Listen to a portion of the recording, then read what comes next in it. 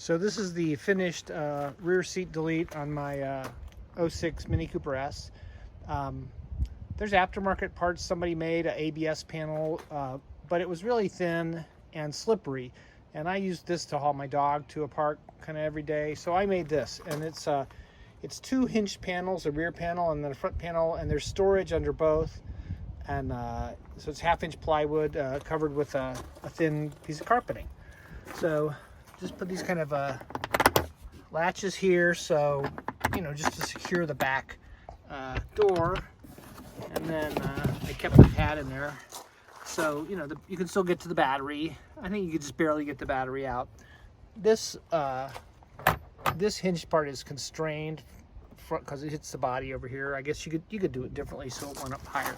There's not a lot of room in here. It's only a couple inches deep, but you could put jumper cables or keep your owner's manual there, or some tools. And so the way both of these panels are mounted is I put threaded inserts. There's a cross member that goes across the car. That's why they call it a cross member. And I put threaded inserts in there, and I just use hardware store hinges. And again, this is a 1/2-inch plywood. I painted the very edge black, the part you see, but it's really rigid. You could stand on it. Obviously your dog could stand on it. And just held the carpeting. I glued it down, and then I put a few trim screws up on the leading edge here.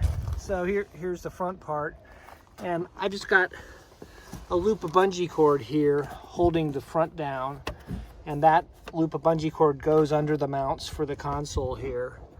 And so again, this is hinged.